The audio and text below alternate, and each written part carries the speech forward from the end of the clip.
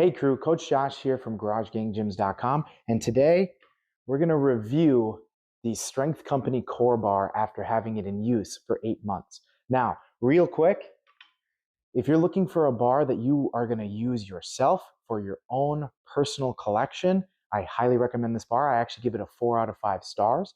If you're a trainer or a commercial gym owner, I only give it 3 stars. So let's get into it.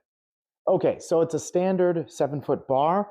We got our 29 millimeter grip, and that's one of the really good positives about this. Some bars get a 28.5, 29. If you have any thoughts of actually competing, you need a 29 millimeter grip. The loadable sleeve width is your standard sleeve width. It's a little over 16 inches, 16.25 if I'm not mistaken. The tensile strength is 190,000 PSI, so it's a good quality steel. It's a fantastic bar for that. Now, some of the caveats which deduct this from a 5-star is something like the knurling. Now, everybody has their own way of talking about knurling. Now, what I'm going to talk about is grip.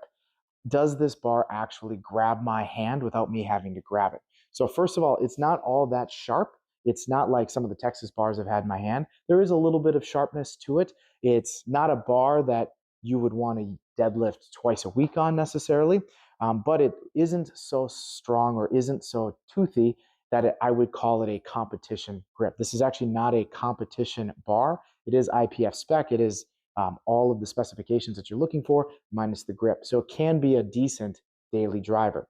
But when I talk about knurling, what I compare it to is the bar behind me, and we'll talk about the differences here.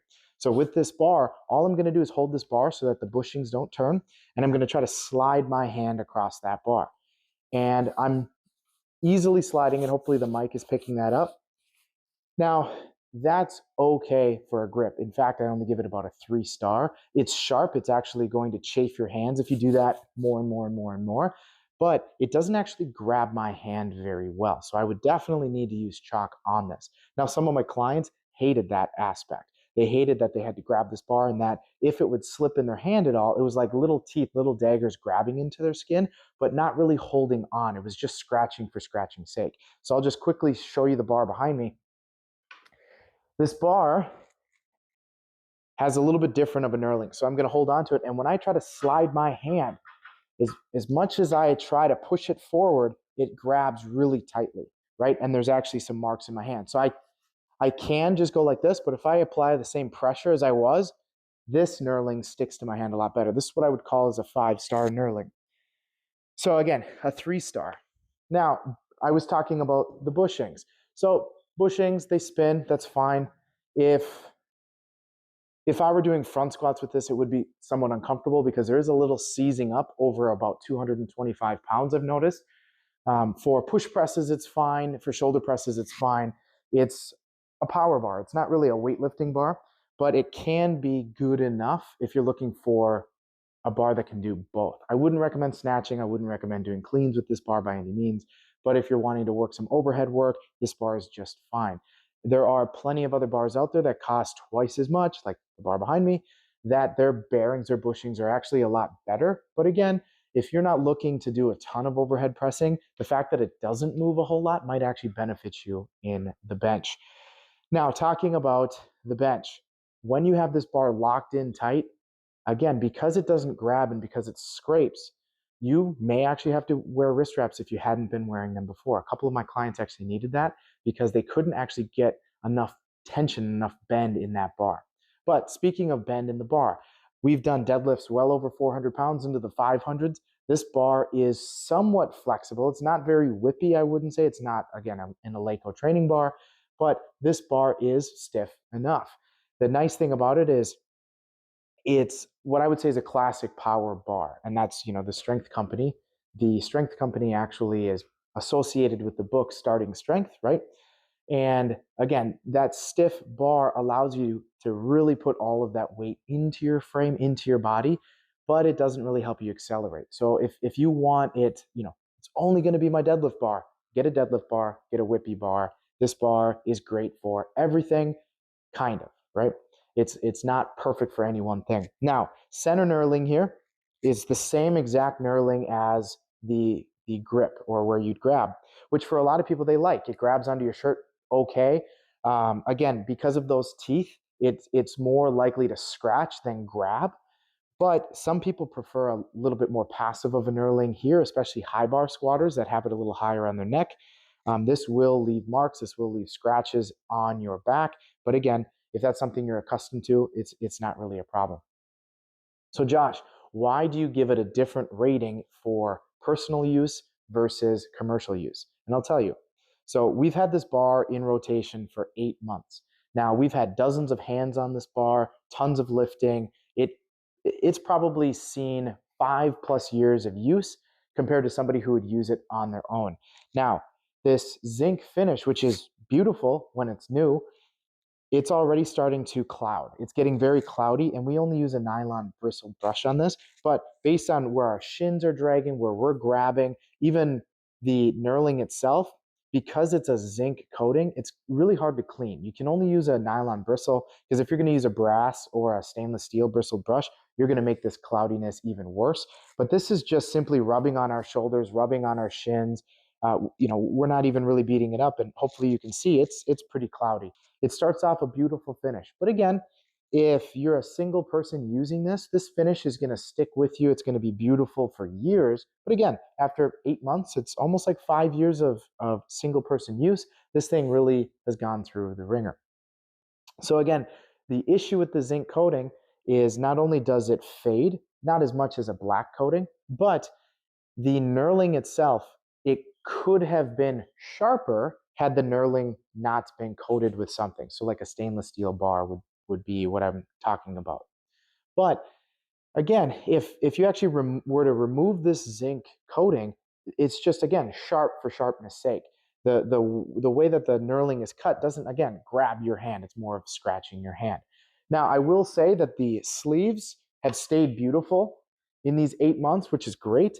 And we've put on cast iron plates, stainless steel hubbed plates, competition hubbed plates as well. And it hasn't really left a whole lot of marks. So again, the hardness factor is fine. Basically, if you're on your own looking for a bar that's $300, this is a great bar for you. Again, why I would give it 4 stars out of 5, because you can use your cast iron secondhand plates that are a little rusty, and you don't necessarily have to worry about that. And speaking of rust, again, we've used cast iron. There's been some cloudiness, but not necessarily rust. But I'm interested to know, if we had kept this bar in rotation for a couple more years, what would happen as that zinc would start to rub off even more. Would it expose to the steel? Probably not. But again, we're getting rid of it for a few reasons.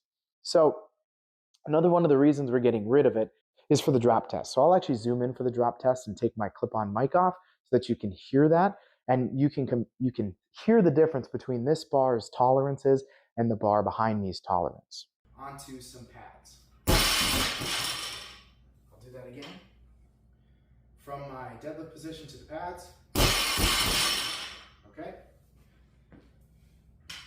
Then the other barbell, the bar that shall not be named. So here's the other bar.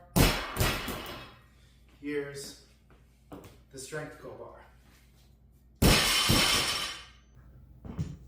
So hopefully you guys are able to hear the difference. This bar, the tolerances aren't as tight as the other bar. Again, the other bar is twice as expensive.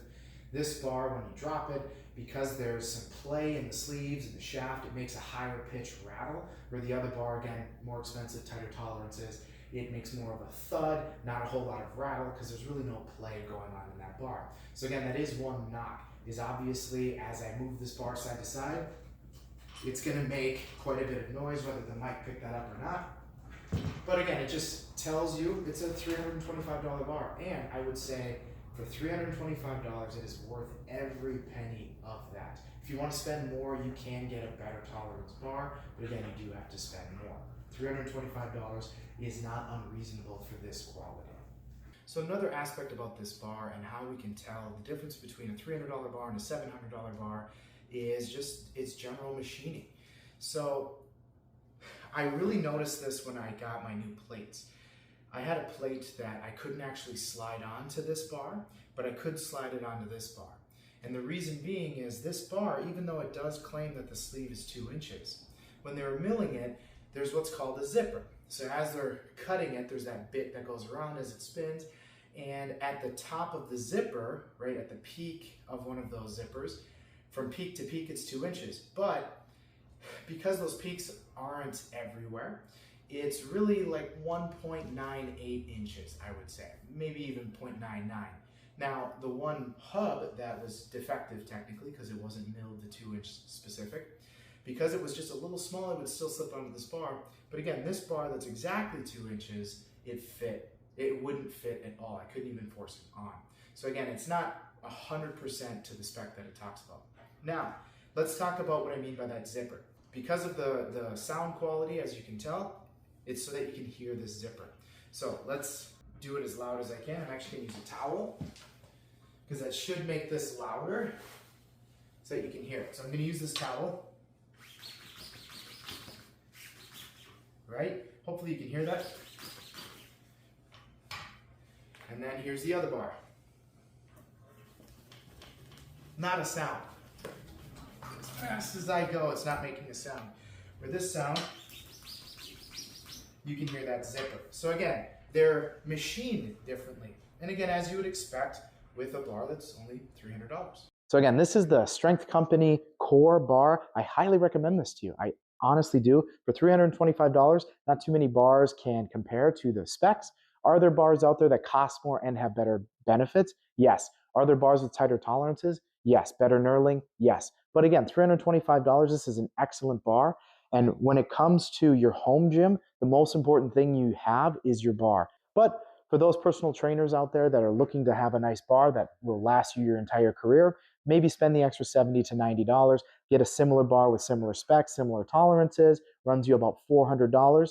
The bar that comes to mind is the Rogue Ohio Power Bar, but get it with the stainless shaft. So my name is Coach Josh with GarageGangGyms.com. If you guys want me to review more items around the gym, I would be happy to do that. Just drop a like and a subscribe. The more subscribers I get, the more videos I want to put out for you guys. Have a great day.